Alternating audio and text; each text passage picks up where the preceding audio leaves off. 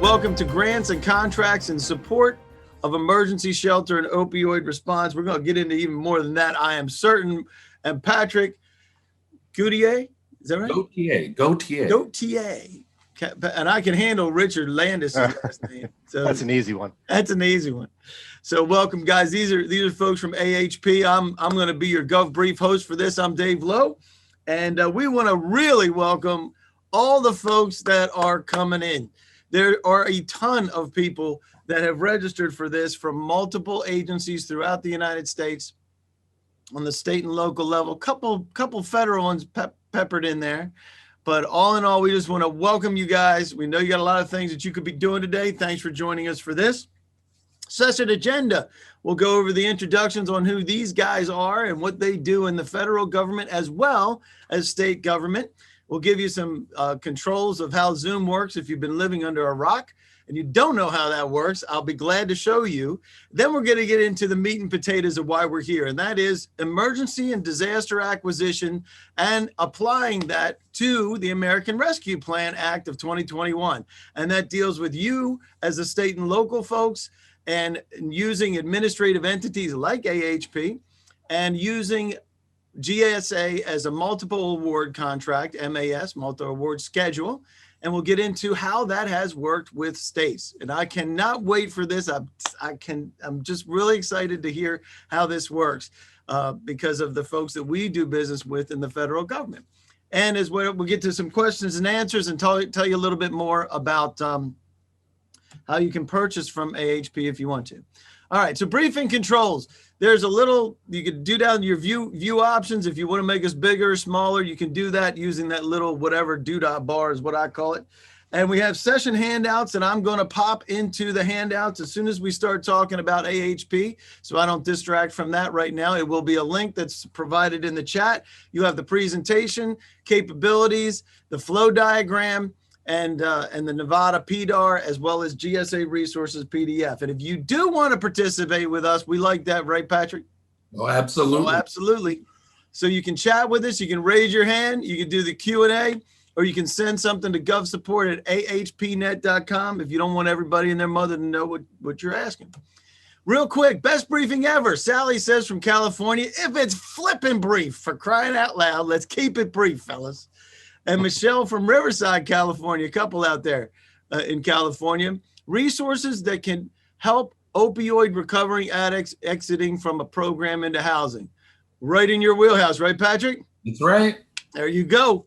And Michael is talking about the briefing gives better insight on the allowable uses of these funds because it doesn't have to just be for your opioid in recovery, right? That's right. Yeah, we'll cover a lot of ground today. We're going to cover a ton of ground. And Michael, again, from Carroll County Emergency Management Agency, learn how we can utilize any of these funds. And that is fantastic because that's what we're going to be talking about today. Real quick, this comes from GSA. This event is not affiliated or endorsed by GSA or any agency. It is provided to you, the audience, for informational purposes only.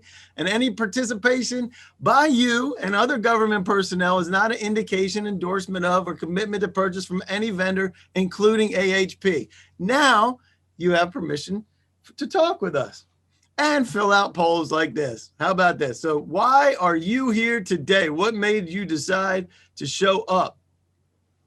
Do you work with a federal agency that provides grants and contracts? Is my state funds that we need used for homelessness and opioid response? Do you work for a state?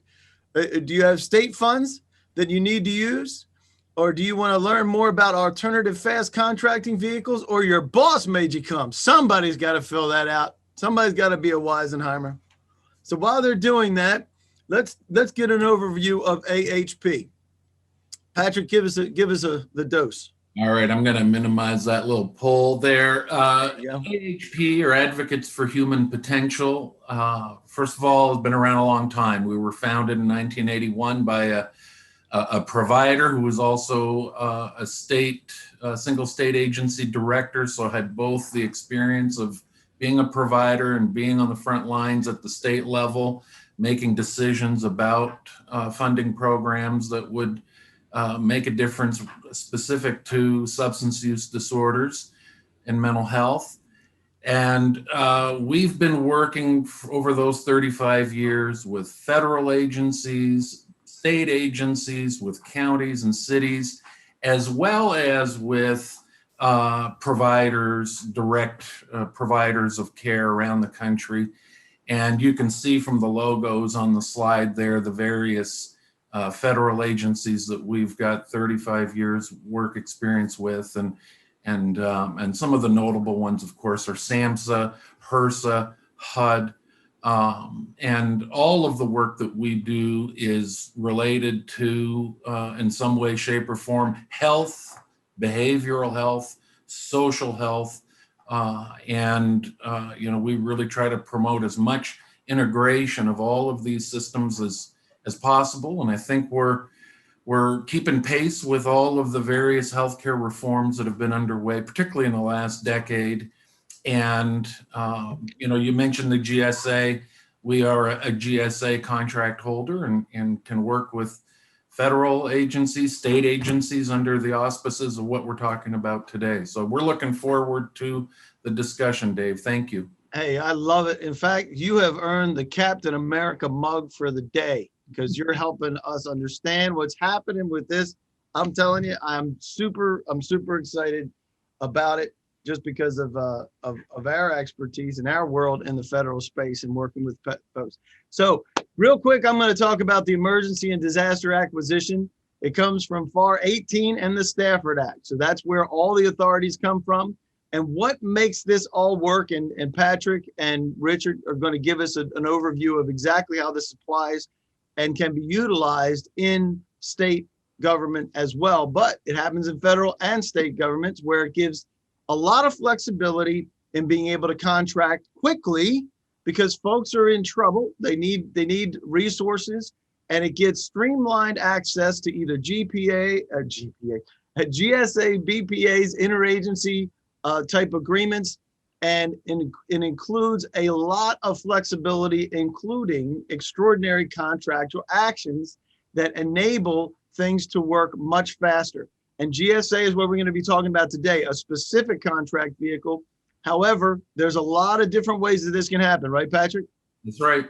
And so we're gonna talk about that some more. So the American Rescue Act of 2021, ARPA. Tell us about that. Who's taking this? Rich, is that you? Sure. So the American Rescue Plan Act of 2021 provides funding for a whole host of services and programs, from everything from agriculture and nutrition to schools and childcare to COVID-19 vaccinations, testing, treatment, and whatnot. We, in particular, at AHP, were very interested in the funding that was provided for the mental health and substance use disorder services. That is really kind of in our wheelhouse, and those are the programs that Patrick talked about at the federal and the state, local level that we have very good relationships with, and we've had conversations about how these folks are struggling to get these fundings out to the provider networks in terms of trying to utilize those funds in a timely manner within the time frame and be accountable for that. So the APRA does provide funding. And I know Dave's going to rush me along here because this is Gov Brief here. It's just a bunch of things. It's a bunch of stuff, but it provides funding for pretty much everything you can think of, because it is a very comprehensive act that is really pouring money from the feds to the states, and that's really the key here is there is just lots of funding to do all of the work that for many of us over the last 20 years. We have been dreaming of having this kind of funding to provide these services, really make a difference. And now they're there. But we've got a problem, which we're going to talk about. And that is that this funding from the federal grants, it's available quickly, but a lot of these states don't have the staffing to support the contracting and project management. Some states are even under hiring freezes. And so it's coming at a time where they would love to use the funds, and they need to use the funds, but they need to be accountable for the funds, but they have no way to getting them out there and monitoring them. And so what we're seeing is there's a short time frame to issue RFPs, to score proposals, to initiate contracts, to manage funds, and to spend the funds. And those are those are the big issues that states, and I'm preaching to the choir because I imagine most of you all are probably nodding your head and saying this is exactly what's going on with you in your state. Yeah. And I think, Rich, if I can, and Dave, this is going to be as much an issue for counties and cities as it is for states. Yes. I agree. I'm sorry. I'm answering a question. They can't seem to get, I can't, oh, I know what's happening here. They can't get to one of the links. I'll make sure we supply that to you. So you now AHP is an administrative entity. What does that mean specifically, and how do you do this with states? So not only are you do your services in homelessness as well as opioid response and all and the mental health, but you also provide additional services. What are those? Patrick? Yeah, well, look, serving as an administrative entity allows us to perform as adjunct staff, if you will, at the state, or as I said earlier, the county level. An administrative entity, and not to be confused with a managed care entity. I've had some people say, does that mean that you're going to manage the care? No, we're not. These are grant dollars that are flowing down to a provider system in the form of direct payment or training and technical assistance or capacity building to respond to the skyrocketing behavioral health or housing needs in this country. And we provide an administrative layer that gives the state or the county some breathing room wherein they don't have to administer the request for application. They don't have to score all of the applications that come in from grantees and make the awards and manage the grantees and manage the administration of funds to those grantees. That's a role then that we can play as an administrative services organization. Again, it's sort of an adjunct state staff that can be brought in overnight, provide those services, and make it life a little easier for state folks so they can get on with the business of doing their state work without having to hire staff on a permanent basis to do this. This is sort of an interim staffing solution done, of course, for the most part remotely, but I can tell you in California or Illinois or Massachusetts, we also have people on the ground taking, for example, the technical assistance or the training to build provider capacity. We're taking that right out to the community as well. And you have one throat to choke, right? When you're dealing with it, and they still maintain the oversight. So it's not just handing it off.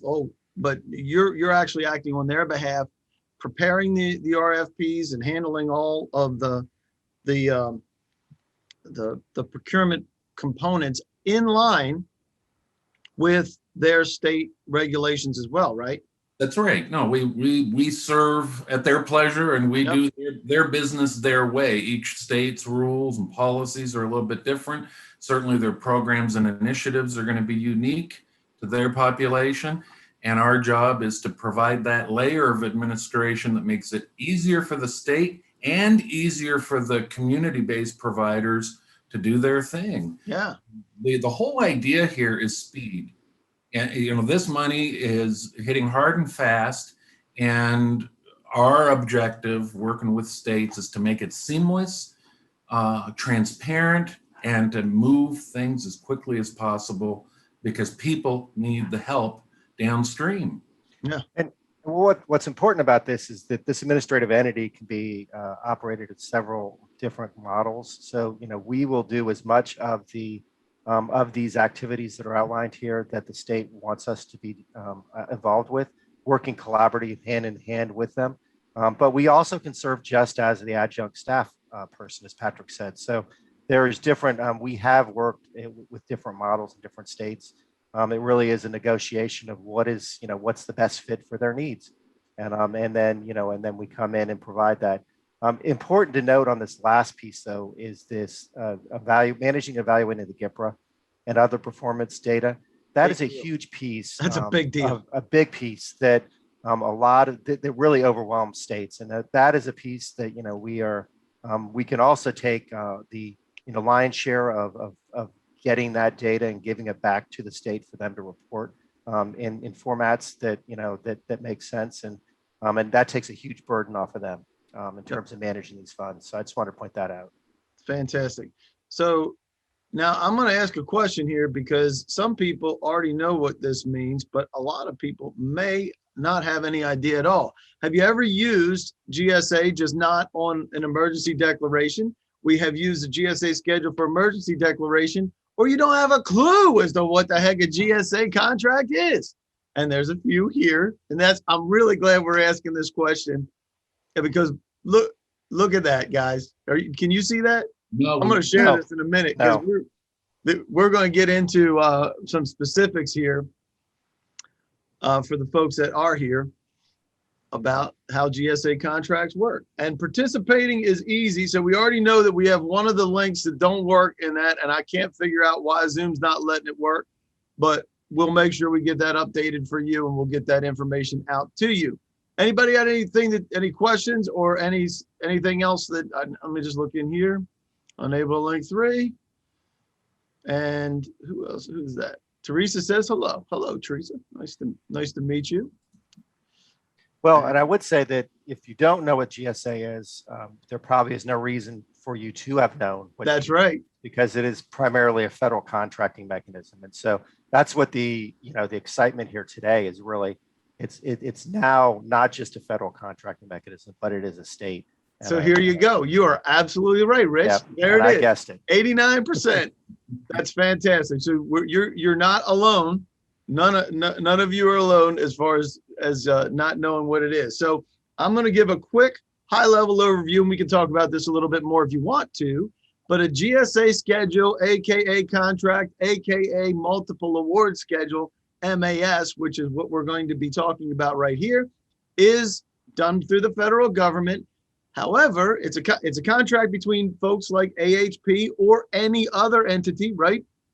It can be any entity, any and firms that provide products and services. The state, federal first, right? That's where it comes from. State and local government can access those products and services.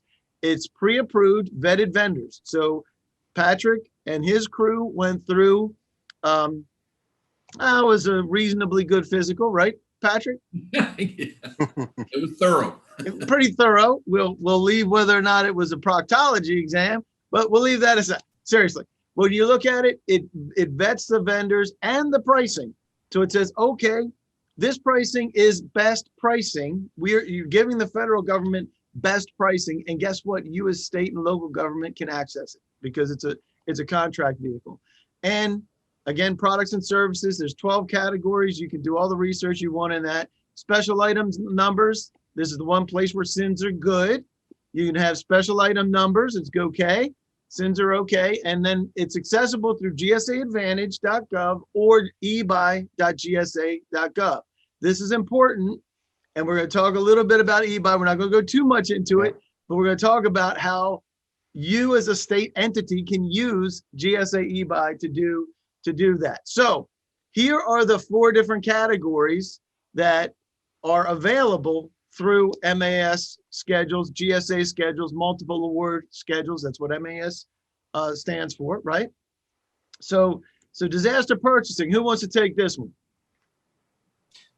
Well, I mean, it's pretty self-explanatory. Disaster purchasing is the ability for the states to utilize a disaster designation that is either comes from the federal government or the state. So when the state declares a disaster, whether that's natural or whether it's something like the COVID-19, the disaster is declared by the state, and it allows then any state purchasers to purchase any offerings on the MAS schedules.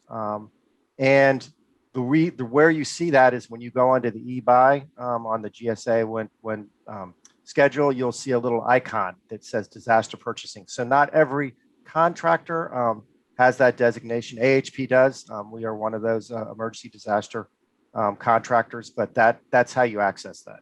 Correct.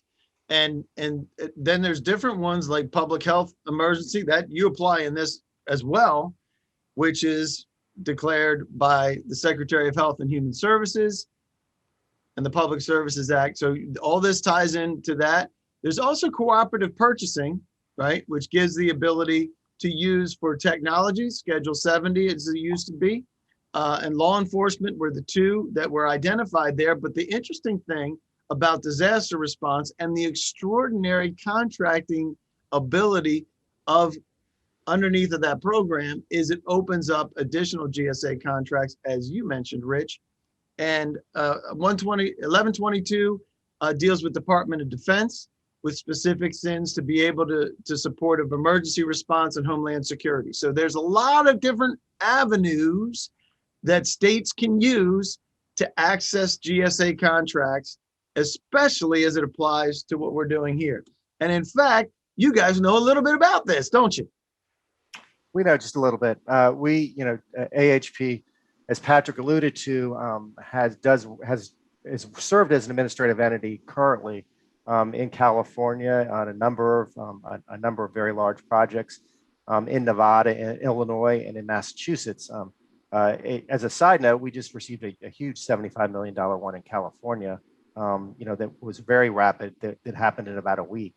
This case study that we have here was a Nevada one, which was with the Nevada State Housing Division. And they came to us and they said, we have a lot of housing funds that we need to get out the door. We are experiencing some staffing shortages, and we need to get this money to the providers. And so can you guys help us? In our conversation, we told them that, yes, they could use the GSA schedule under the disaster designation that we just talked about, which then allowed them to bypass their state procurement process and go straight to being able to issue an RFP, score proposals, and respond to bidders through the GSA. So this was we had a flow chart that shows how this actually worked, but essentially, they through the eBuy website, you submit your request that you want to do this. You give an RFP to GSA, who then issues it out and does the then scoring, sends the scores back to you as the state. You select your vendor, and it goes back out, automatically to the groups that the groups that were selected, and then you get a contract that's issued with all the GSA terms and everything else you need. All of this, the key here is look at the very bottom. This all happened in 2 weeks from the time that from the time we had our initial conversation with Nevada to our contract award and the start of the work, which happened the next day, happened in 2 weeks. That is breakneck speed for government, especially the federal government. I'll leave that alone. But this is why I'm so excited for having you guys here, because you have executed it. You know the flow, and we'll highlight that flow diagram in just a minute. But the flow that takes place and the assistance that you now can provide to the states because you understand that connectivity is fantastic. I cannot thank you enough for that. And there's some additional resources that are part of your package as well. Includes your purchasing resources and support for state and local governments. This comes from GSA, so you can access those. We went through a few of these things, but you can dive deeper in that. And then there's customer support service directors that GSA has there. We'll get you that link as well. All right. So getting back to the authority for which this works, right? So you mentioned this earlier, Rich, and that is we have the opportunity through the public health PHE, as well as through the president's declaration on March 13th, 2020. And because of that, almost everything, and real quick, that's all states, tribes, and territories. That's not restricted. It's all, right? So the governors of those states or the local It usually goes up through the state into the feds, right? But the governors present a request, right, to be included in that. And here's the flow diagram. And this is part of the links too. So I'll make sure that everybody gets these. So you'll have this when you're done. You want to take us through kind of how this works from a high level? Sure. So, at the very top left, you have the emergency declaration issued. That's federal or state, as we talked about. You then would, as a state, go to the GSA eBuy website and access all of the schedules of the contractors that are, as I said, in there that actually have the disaster designation. Mm-hmm. So that's a little icon. We don't have that up here, but you'll see that when you go in. Yep. You then, from there, you create a buyer account. So you have a GSA eBuy account. You upload your scope of work into eBuy. And GSA will then create the RFQ for you.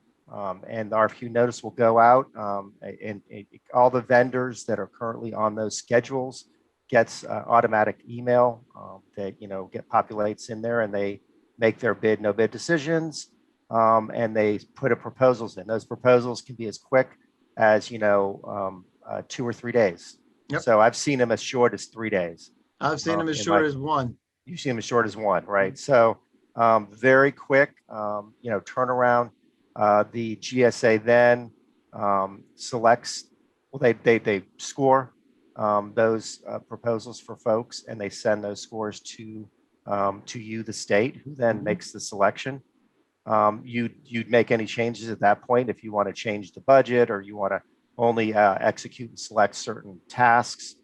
You have that ability at that point to make those changes. So it's not, there is a lot of flexibility built into this. You then make your selection and the award, who you want to give it to for what piece. And then you to let GSA know through your eBuy, and they will set up then the contract based on the GSA schedule, pricing, and scope of work. There are a few things that we will get to towards the end that you have to make sure are in your GSA contract to show that this is an emergency declaration. So there's specific language that they require you to put into that. But essentially, that's the only thing as a state you will need to do. All of this other work is done for you. And then GSA will notify the vendor, and you set up your kickoff meeting, and you're off to the races. That's right. Working.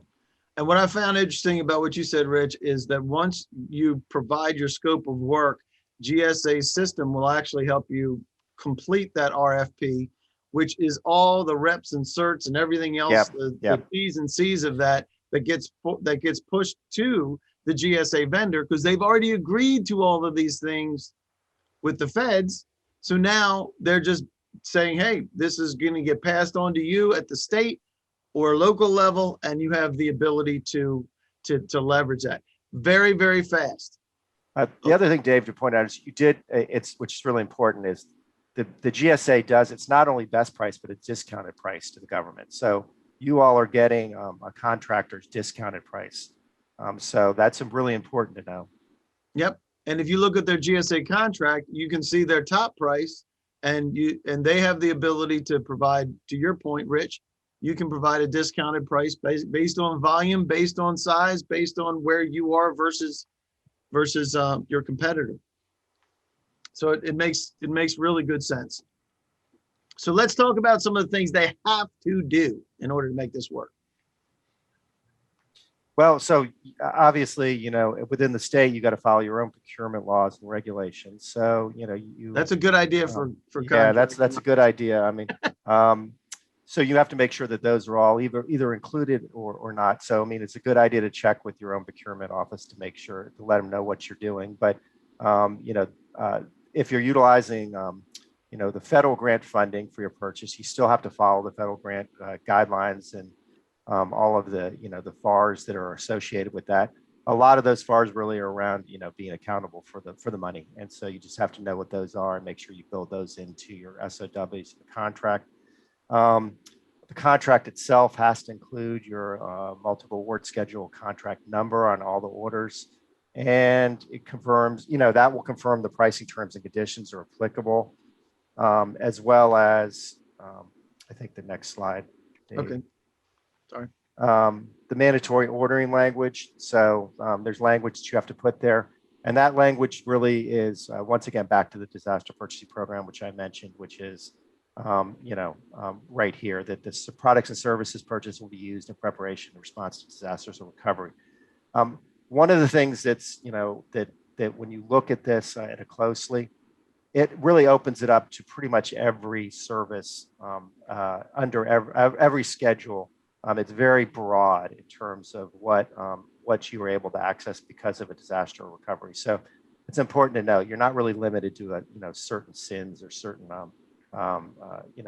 certain schedules. It's pretty wide open. And to your point, Rich, it's because the COVID is so impactful across all different areas of our life, right? So it gives the ability, IT. There's somebody asked a question about IT earlier to me directly, and that was one of the things. Does include IT?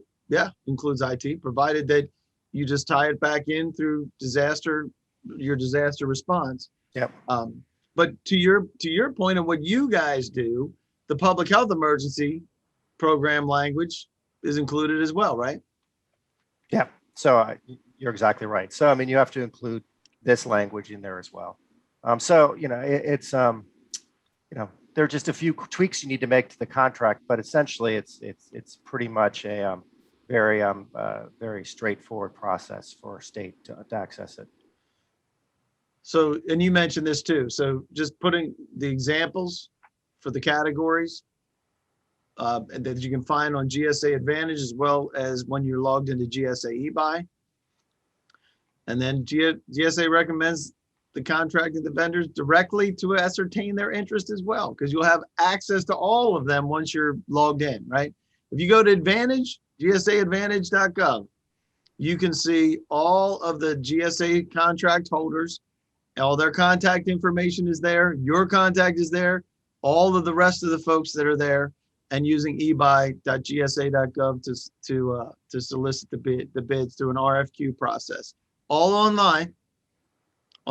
It's not automated, but the distribution is automated, right? Yeah, and I think that it is. And I think what important to note here is that if you have preferred vendors, you just let them know that you are putting this out through the GSA. So that they'll keep a watch out. It does get sent out to all the applicable vendors. So once it's in the system, it gets sent out. But it doesn't mean that you can't pick up the phone and call 2 or 3 of your preferred vendors and say, "Hey, keep a lookout for this. Is coming out the door. It should be hitting today or tomorrow." So GSA allows you to contract those vendors directly, which is a little bit different than a lot of procurement kind of things. I will say that there's some super user functionality in eBuy that allows you to select specific vendors as well. But to your point, the easy way, pop it out there and get to all the vendors. And if you have vendors that you already know can do the work, to your point, Rich, there's no reason why you can't pick up the phone and tell them, right? All right, so that was a lot of information. So we're going to get to some Q&A in just a minute. But I'll tell you what, when it comes to this is probably the most important one, is what do you need? Do you need to discuss a contract for emergency shelter, opioid response, and mental health?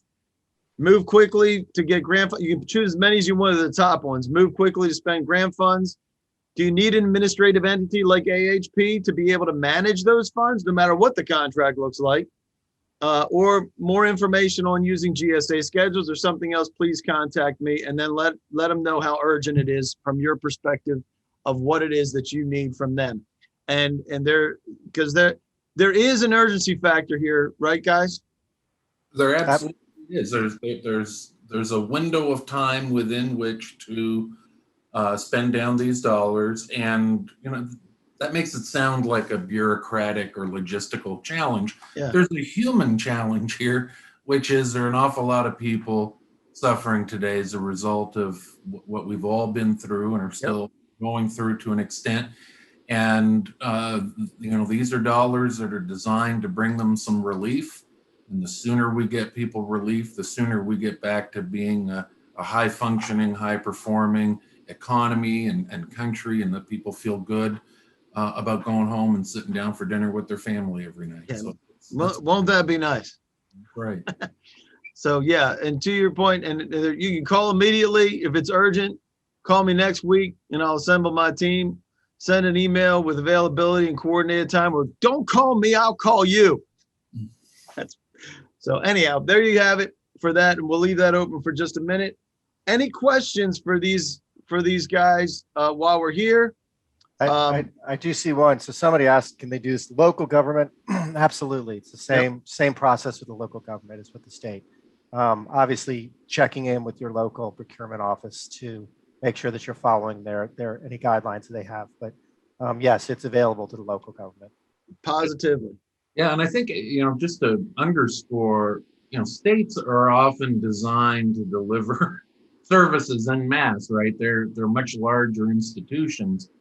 Local governments are more likely, I think, particularly in smaller and more rural areas, are going to be harder pressed to mobilize and deploy all of those funds and to make good on the promise of the dollars that are coming into a county or a city if they don't have the necessary infrastructure in place. Not all counties are designed to deliver services. They don't have the infrastructure in place. So I think for counties and cities, it's especially important to take advantage of what the GSA makes available to you. And you mentioned this when we were planning for this, Patrick, is that the state and local, it depends on the state as to how they get their resources, because sometimes they defer to the state for those resources, and now the state's strapped for the resources, which then limits the ability for the municipalities and the local governments to be able to execute anything. That's right. And we breezed over this because we talked about a lot of things, but the fact that there's hiring freezes in a lot of these organizations, the expertise just doesn't exist within those organizations to take advantage of these additional contract vehicles and support structure, and the fact that no matter what the internal workings of their organization is within the state, you have the ability to help them get to the GSA and leverage it for and administer the whole thing. It's fantastic. So any other questions? It has to be more questions than this, unless we put everybody into a coma. So yeah, let us know if there's anything else. We will check your information. I'm going to end this poll, and it looks like there's plenty of folks that that need help that we'll get out to you right away, and make sure that we get that taken care of. So is there anybody else that has anything else they want to say? You can open up the panel, or you can raise your hand. We'll be glad to talk with you on this. This is the first time that we've done a lot of the state work. A lot of times we're doing GovBrief for the federal side. So we're glad that you guys decided to join us.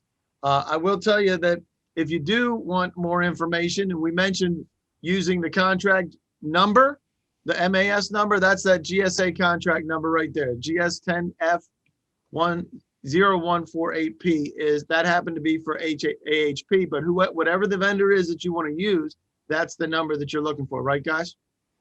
That's right. And you can also, there's also contract vehicles that you can leverage because of the emergency declaration, but you can certainly get access to all those folks in there. So you will get the briefing presentation, the session docs. It includes the AHP capabilities and a flyer from them as well. A link to the video if you want to rewatch it, as well as one-on-one meeting requests so that you can set up times with Patrick or Richard or anybody else on their team that they think makes the most sense. Right, fellas? Right. Absolutely. Yep. And other than that, we did it. We made it in 40 minutes. So we really appreciate you guys joining us, and let us know if there's anything else we could do. There's direct numbers for Patrick as well as Richard. And if there's anything we can do for you to help, please let us know. But I really appreciate it. We're back on at 1 o'clock, by the way. to talk about this from the other angle, which is coming from the vendor angle, which is really important because a lot of the vendors don't understand it either. So very much looking forward to it. Yes, and thank you, Dave. You're a wonderful, wonderful host and a wonderful guide through this stuff. You can come back. No, we appreciate it. Thanks so much. And we'll be in touch, guys. Thanks for joining us.